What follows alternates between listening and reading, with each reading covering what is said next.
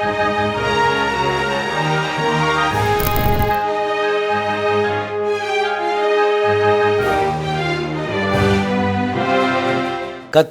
இரட்சகருமாகிய இயேசு கிறிஸ்துவின் நாமத்திலே இயேசுவின் இளைப்பாறுதல் ஊழியத்தின் சார்பாக இந்த தொலைக்காட்சி வாயிலாய் உங்களை சந்திப்பதிலே மிகுந்த சந்தோஷம் அடைகிறேன். இந்த நாளிலும் கர்த்தர் எமக்கு ஏவுதலாய் தந்த வேத வசனம் என்னவென்றால் மத்தேயு 10:32 மனுஷர் முன்பாக என்னை அறிக்கை பண்ணுகிறவன் எவனோ அவனை நான் பரலோகத்தில் இருக்கிற என் பிதாவின் முன்பாக அறிக்கை பண்ணுவேன் என்று சொல்கிறதை பார்க்கிறோம். மனுஷனுக்கு முன்பாக நாம் தேவனை அறிக்கை பண்ணுகிறவர்களாய் தேவனுடைய பிள்ளைகள் என்பதை சாட்சியாக வெளிப்படுத்தும்படியாக நம்முடைய நடத்தை இருக்க வேண்டும். அவரை எல்லாவற்றுக்கும் மேலாக நேசிக்கிறவர்களாய் காணப்பட வேண்டும். அப்பொழுதுதான் அவருடைய பாத்திரங்களாய் நாம் காணப்படுவோம்.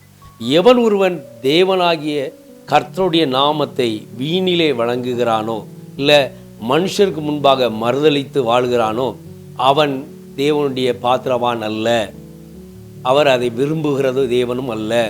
அப்போ அவர் யாரை விரும்புகிறார் என்றால் எந்த சூழ்நிலை வந்தாலும் சரி மனிதரோடு வாழும் பொழுது மனிதர்களுக்கு முன்பாக ஒரு நல்ல நற்சாட்சி உள்ளவராய் வாழ்வது தான் தேவன் விரும்புகிறார். அந்த சாட்சி இல்லாத ஒரு வாழ்க்கை, அது வெறுமையான ஒரு வாழ்க்கை, அது தேவனுடைய புத்திரன் என்று சொல்லக்கூடாதபடி அவருடைய பாத்திரவான் அல்ல என்று இயேசு சொல்லபடி நாம் வேர் பிரிக்கப்பட்டு ஒதுக்கப்பட்டு தள்ளப்பட்டவர்களாய் காணப்படுவோம். அப்போ தேவன் அவருடைய பாத்திரங்களாய் விளங்க வேண்டுமானால் அவர் நம்மை வேர் பிரித்து வைத்திருக்கிறார். அவரை தாவீது சொன்னது போல எப்பொழுதும் கர்த்தரை முன்பாக வைத்திருக்கிறேன் என்று சொன்னது போல நாமும் அவருடைய நாமத்தை எப்பொழுதும் முன்பாக மேன்மையாக வைத்து கொள்வது தான் அவருக்கு நாம் பாத்திரவான்களாய் காண முடியும். அவருடைய நாமத்தை மேன்மைப்படுத்துகிறவர்களாய் எந்த சூழ்நிலும் மறுதலியாமல் வாழ்கிற ஒரு வாழ்க்கை வாழ்ந்தோமானால் கர்த்தரும் பரலோகத்தில் இருக்கிற பிதாவிற்கு முன்பாக நம்மை மறுதலியாமல் நம்மை அறிக்கை பண்ணுவார். எவன் ஒருவன் மனிதனுக்கு முன்பாக தேவனை மறுதலிக்கிறானோ அவன் பிதாவுக்கு முன்பாக கர்த்தரும் அவனை மறுதலித்து விடுவார். பாருங்க, தேவன் எல்லா இடத்திலும் நான் சமாதானத்தை வைத்து போகிறேன் என்று சொன்னார். என்னுடைய சமாதானத்தையே தருகிறேன் என்று சொன்னார். அப்போ அப்படிப்பட்ட சமாதானத்தை தந்தவர் தான் ஒரு இடத்துல சொல்லுகிறார், மகனுக்கும் தகப்பனுக்கும் மகளுக்கும் தாய்க்கும் மருமகளுக்கும் மாமியாருக்கும் பிரிவினையை உண்டு பண்ண வந்தேன். ஒரு மனிதனுக்கு சத்ரு அவர் வீட்டார். ஒரு மனிதனுக்கு சத்ருகள் யார் என்று பார்த்தோம்னா வீட்டார். அப்போ தேவன் வீட்டுக்குள்ளே சத்ருவாய் வைத்திருக்கிறார். ஏன் பிரிவினையை கொண்டு வருகிறார்? சமாதானத்தை தராமல் பட்டாயத்தை அனுப்பவே வந்தேன் என்று இந்த இடத்துல சொல்லுகிறார். அதுக்கு ஒரே காரணம்தான், அவரை அதிகமாய் நேசிக்காமல் யாதொன்றை நீ நேசிக்கிறாயோ அது நிமித்தமாய் நாம் அவருடைய பாத்திரவானாய் இல்லாதபடி அவர் நம்மை விலக்கி போட்டு விடுவார் என்பதை நாம் அதில் பார்க்க முடிகிறது. இப்போ அவருடைய பிள்ளைகளாய் நாம் இருந்தோமானால், அவருடைய பாத்திரவர்களாய் நாம் இருந்தோமானால் அவரே எல்லாவற்றையும் மேலாக அதிகமாய் நேசிக்கிறவர்களாய் காணப்பட வேண்டும். அதான் சொல்ல, தன் சிலுவையை எடுத்துக்கொண்டு என்னை பின்பற்றாதவன் எனக்கு பாத்திரவான் அல்ல. அப்போ அவருடைய நம்முடைய சிலுவையை எடுத்து அவரை பின்பற்ற வேண்டும்.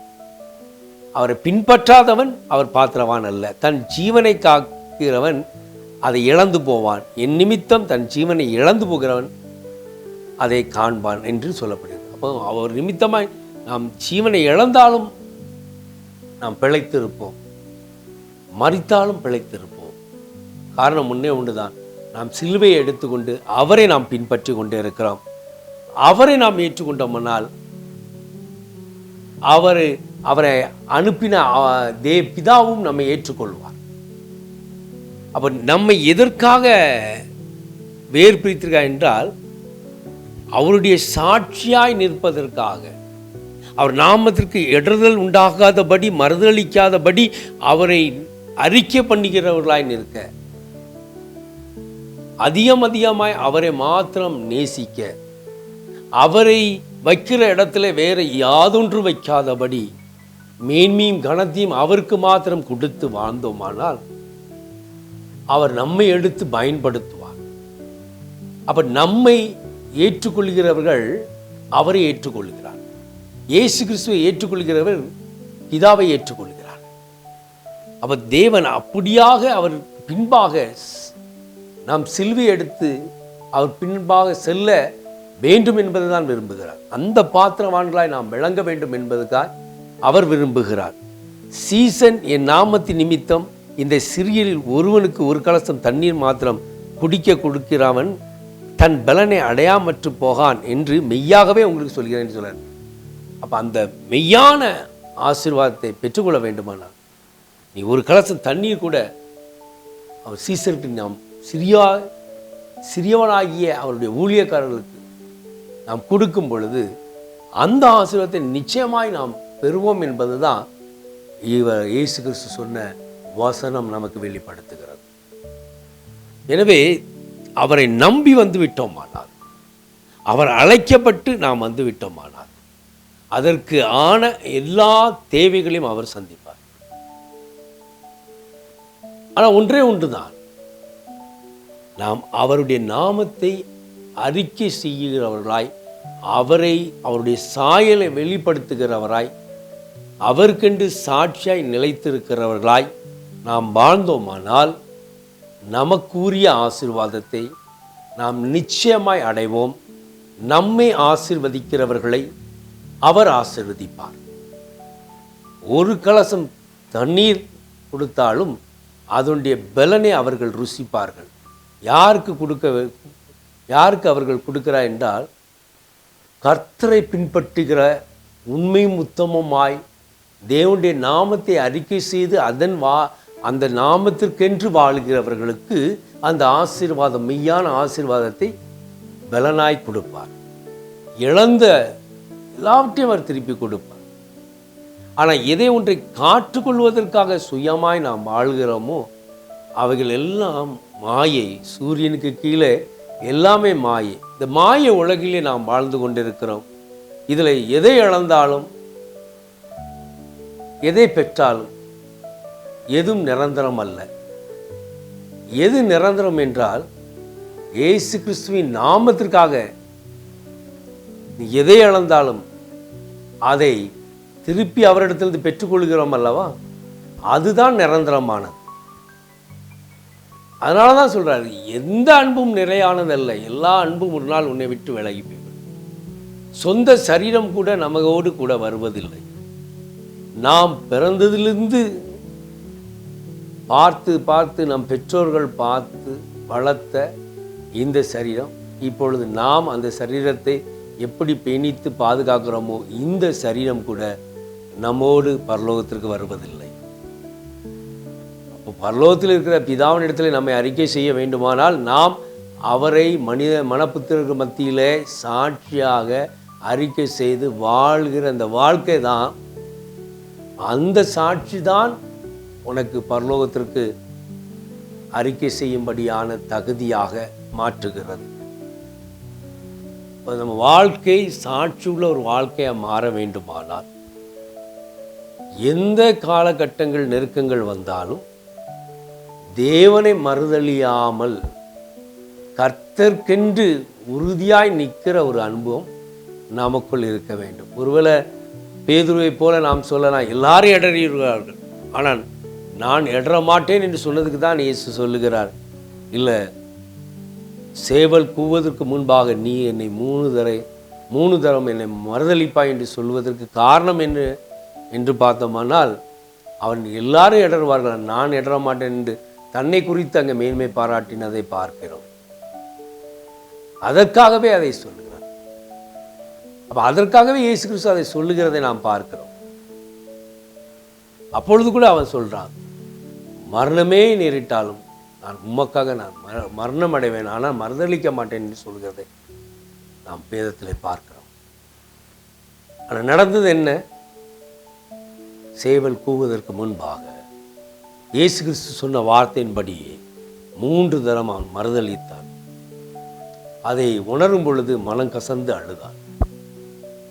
மனுஷனுக்கு முன்பாக தன் உயிர் பயத்தினால தேவனையே மறுதலித்ததை நாம் பார்க்கிறோம். ஆனால் அவன் உணர்ந்தான், எதை இழந்தோம் என்று உணர்ந்தான், மனம் கசந்து அழுதான். அதனால் அவன் மீண்டும் ஏற்றுக்கொள்ளப்படுகிறதை நாம் பார்க்கிறோம். ஆனால் நம்முடைய வாழ்க்கையில் எந்த காலகட்டங்கள் வந்தாலும் சரி, எந்த சூழ்நிலைகள் வந்தாலும் சரி, தேவனை மறுதலிக்காத ஒரு வாழ்க்கை, மனுஷருக்கு முன்பாக அறிக்கை செய்கிற ஒரு வாழ்க்கை நாம் வாழ்ந்தோமானால் அவருடைய கனத்தை நாம் பெற்றுக்கொள்ள முடியும்.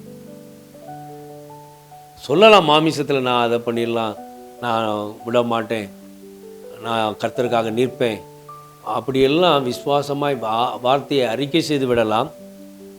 ஆனால் வேலை வரும் பொழுது நம்முடைய கிரியை எப்படியாக இருக்கிறது, சூழ்நிலை வரும் பொழுது நாம் எப்படி இருக்கிறோம், எது நடக்கலையோ நான் தேவனை விட்டு விலக மாட்டேன் என்கிற உறுதியான கிரியை உள்ளவர்களாக நாம் இருக்கிறோமா இல்லையா என்பதை நாம் நடத்தையின் நிமித்தம் தான் அறிந்து கொள்ள முடியும். சொல்லினால் அல்ல, வெறும் வார்த்தையினால் அல்ல, விசுவாசிக்கிறேன் என்று சொல்வதால் ஒன்றும் நடைபெறாது. அதை கிரியையில் நிமித்தமாய் வெளிப்படுத்த வேண்டும். விசுவாசிக்கிறேன் என்று சொல்லி என்ன பிரயோஜனம்? கிரியை இல்லாத விசுவாசம் செத்ததற்கு சமம் என்று எழுதப்பட்டது. கிரியை உள்ள ஒரு விசுவாசமாய் இருக்க வேண்டும்.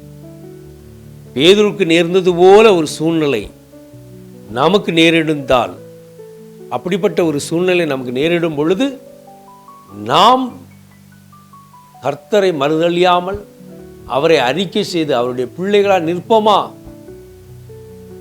இல்லையா என்பதுதான் நாம் வாழ்க்கையிலே நம்முடைய உறுதியை வெளிப்படுத்தும்.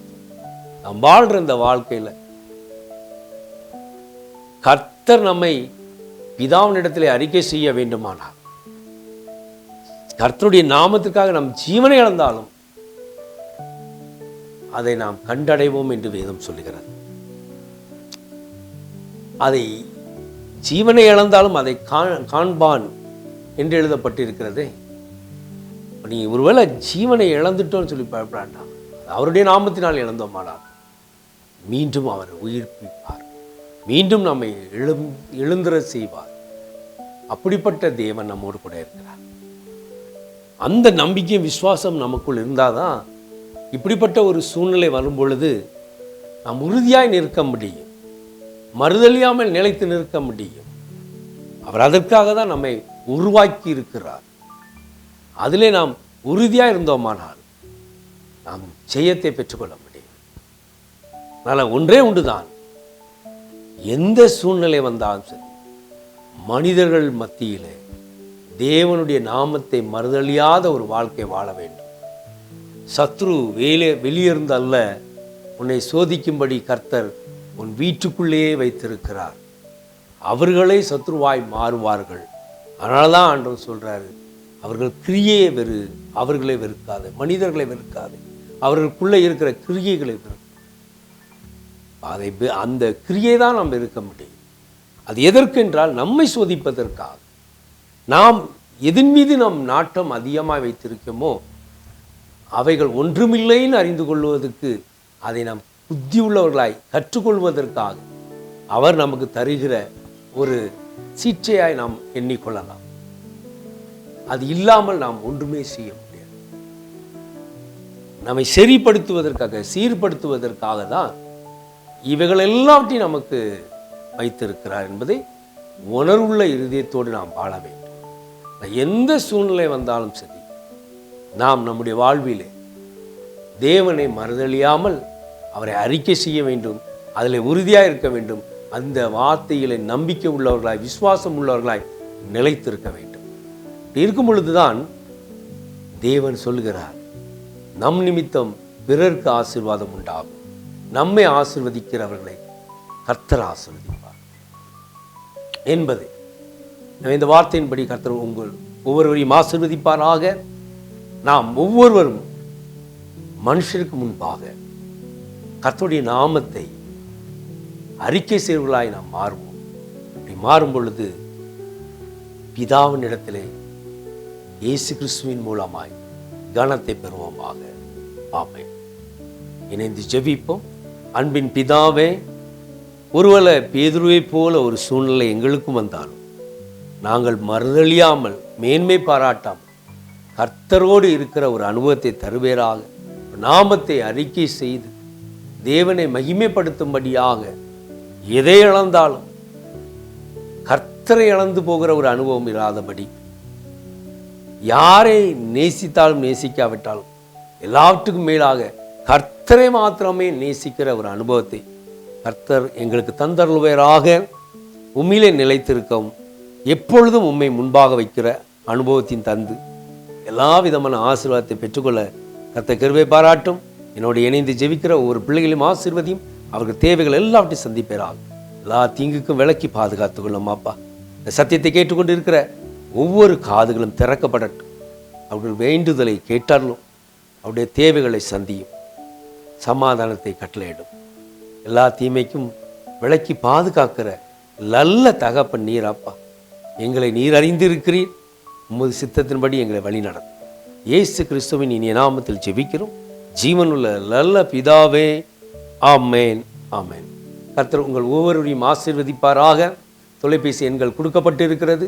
அதில் தொடர்பு கொண்டு உங்களுடைய விண்ணப்பங்களை தெரிவித்து ஜெபித்துக் கொள்ளலாம். உங்கள் சாட்சிகளை பகிர்ந்து கொள்ளுங்கள். அநேகர் தங்கள் சாட்சிகளை பகிர்ந்து வருகிறார்கள். அந்த சாட்சியில் நிலைத்திருக்கும்படி கர்த்தர் கிருபை செய்வாராக. ஆமேன். God bless you.